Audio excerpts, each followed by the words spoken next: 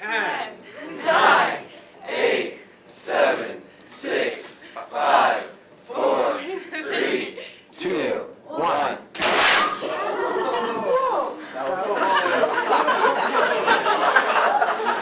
Whiz-bang, I think, is important in some aspects because in order to engage that student, you have to make sure that they're interested in what's happening.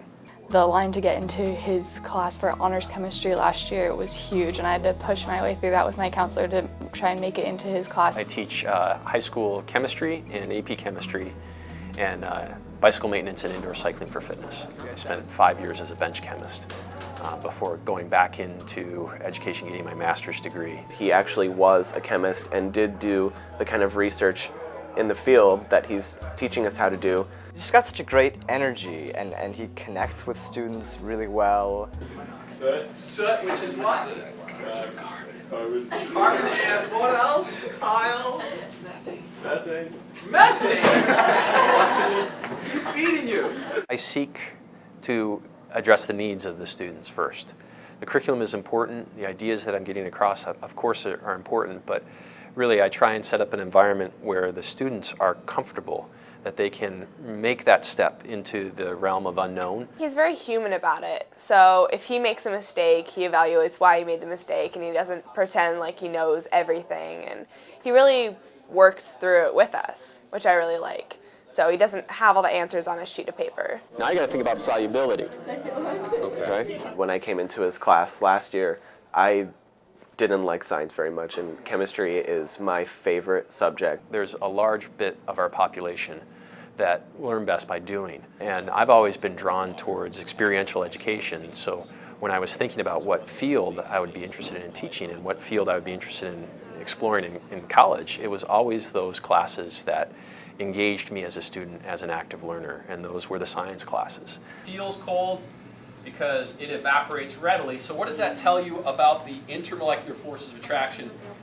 I've also brought in the bicycle maintenance class to the Bellingham High School because I felt like there was a lack of hands-on classes for those students that learn best kinesthetically. We've eliminated a lot of the shop classes. Most of the tech classes have gone to computer work, which just isn't the same thing as having your hands in it and involved in it. Mr. Yoos is definitely a hands-on teacher. He tries to, how do I want to put this? He tries to explain everything with the best definition that he can for the student. And when he's working with you one-on-one, he does what he can to fit his teachings to how you learn stuff. If you need to go back to the vodcast and watch for additional information, you only got about 7 minutes to do that. Much like the videos that you see on YouTube, I produce videos that go up on TeacherTube. What I like about it is that students can access those videos at any time.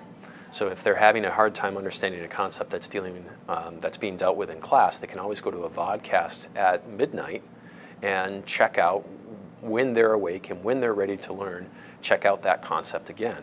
It's really nice to be able to go home and watch the lectures online so that if you don't get everything the first time, you can watch it again too. It's less dependent now upon them being 100% attentive at 7:45 in the morning when our classes start. In addition, it frees up my class periods to do a lot more hands-on, engaging activities because the lecture happens outside of the classroom. It's interactive. If the teacher doesn't talk a lot, he tells you what to do, you do it. If I could change one thing in public education, it would be the recognition that students are needing multiple modalities in order to truly understand concepts. My goal would be to increase the kinesthetic side of learning so that individuals that are more inclined to learn through those modalities, experiential learning, are going to benefit in our public schools. As most teachers, I'm not involved in this for money. I really enjoy the process of learning and exploration. And that's really my main drive. He's not like a flashy teacher, he doesn't do crazy things, but you learn so much. I got a sense of him as just a really dedicated teacher who goes way above and beyond. You know, with his internet resources, he just puts so much into the program and the students' needs. Once I had Mr. Yoos, he brought science to me in a way that it taught me a new way to look at actually how the world works, the way that things function and why. He teaches in a way that it helps that we discover on our own the real kind of aha moments within the lesson. The information that he taught, it was so much further than what I expected a science class in high school to be, that I just fell in love with the subject and couldn't pass up taking AP Chemistry.